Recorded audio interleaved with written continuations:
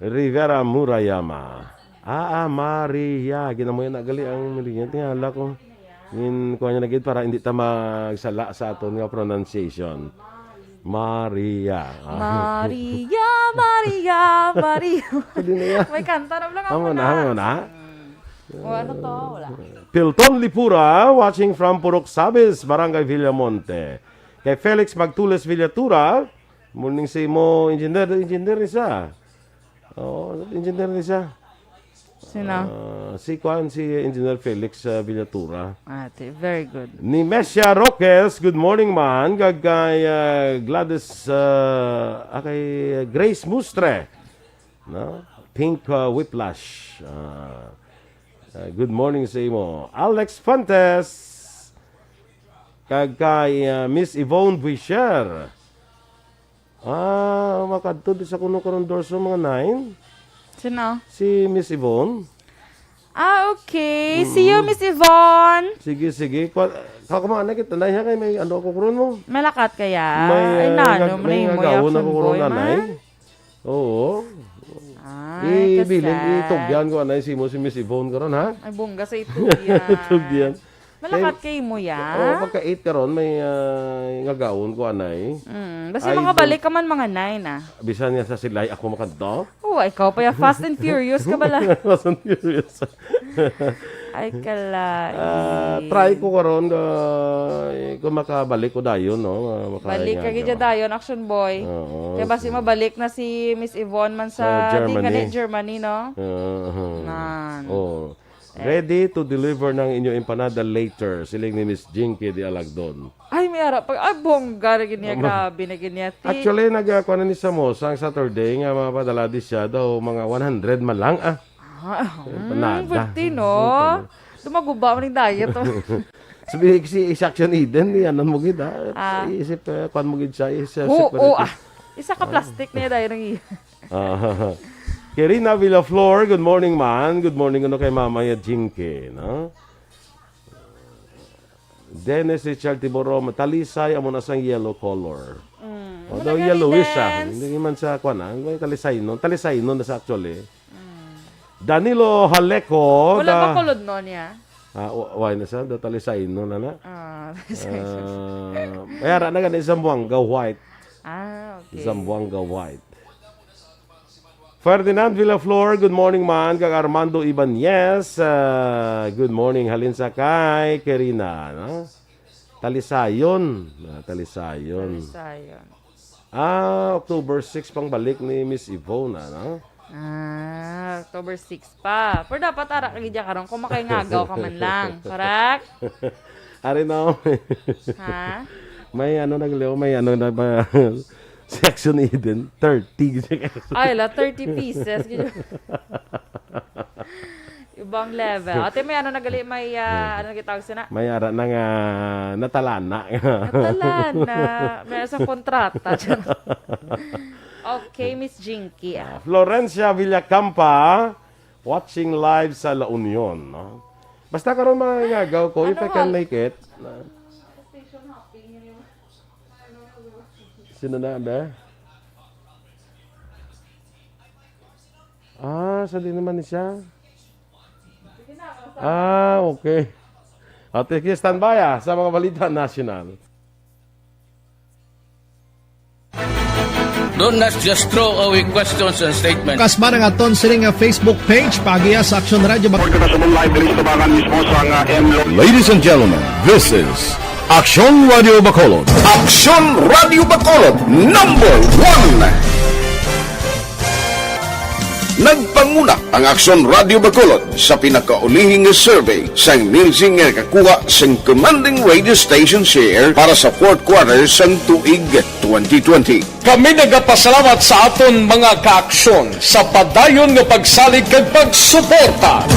DYEZ Aksyon Radio Bacolod, #1 with 40.10% radio station share. Number 2, Bombo Radio, 38.70%. Number 3, RMN Bacolod, 14.50%.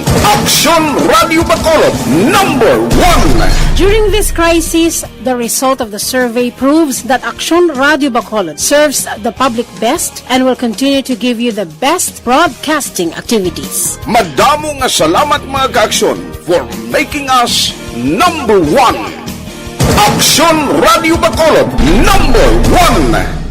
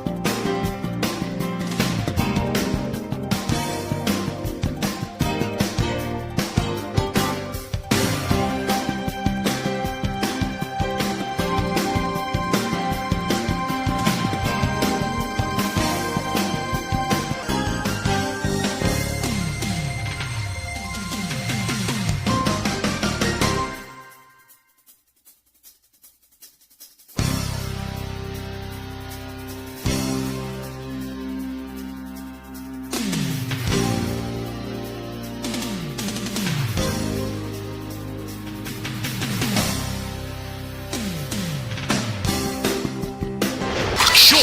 Balitang Bayan, numero 1. Aksyon Radio Philippine Standard Time, las 6:28. Sa detalye sa mga balita nasyonal, patay ang 4 ka persons deprived of liberty matapos nagtiruhay sa mga tinaos ng Bureau of Jail Management and Penology. Malas 6:50 ang takna kahapon sang aga kasunod sa plano nga pagpalagyo sang 11 ka mapreso sa Salanga District Jail sa Surigao del Sur. Sunod kay BJMP spokesperson Jail Chief Inspector Xavier Solda, isa ka grupo sa PDL sa Salanga District Jail ang napunggan ng pagpalagyo matapos mang-agaw sang armas kag mang-hostage sang jail guards. Sa amo nga paglutanganay, 4 ka mapreso ang nagkalamatay samtang isa ka jail guard ang pilazon matapos ginbuno sang isa ka PDL gamit ang isa ka improvised bladed weapon. Sunod kay Solda nga ang kalamatay nga PDL ang gidududahan mga miyembro sang New People's Army nga nahimo na makombenser sa iban pa nga magplano sa pagpalagyo.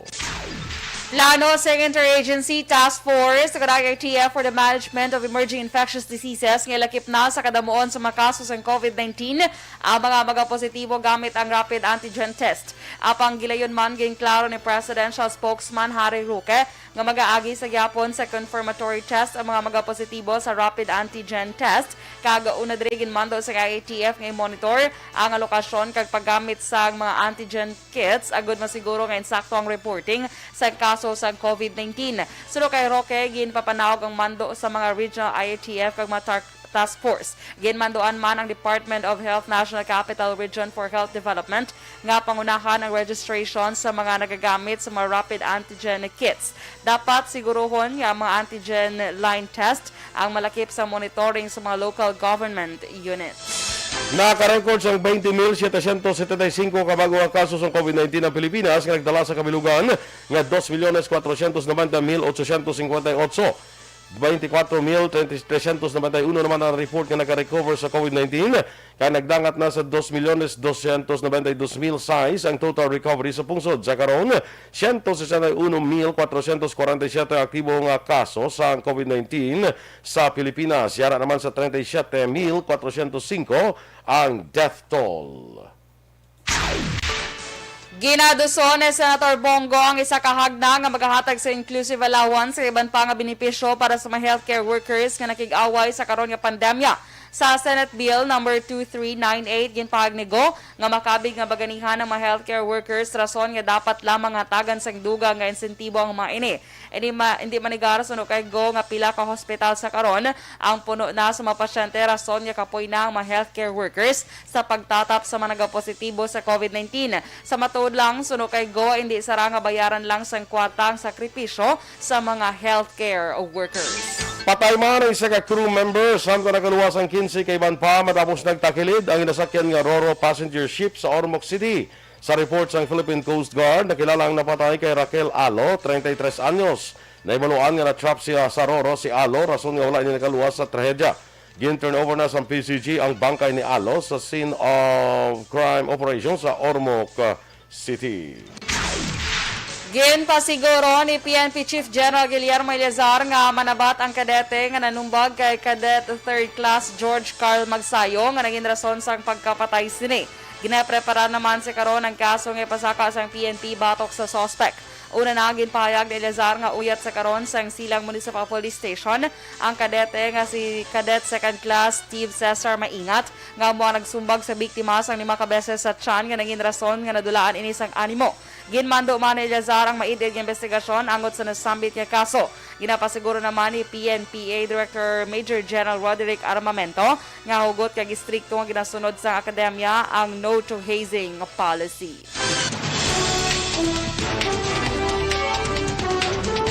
Standby na sa Aksyon Report, second portion ng Aksyon Fred Salanga.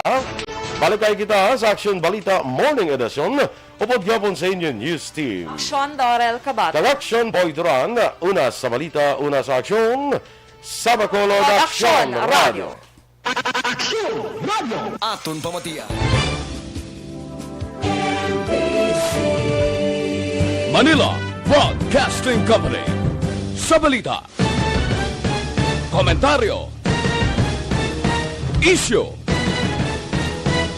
serbisyo publiko. Sa Bacolod,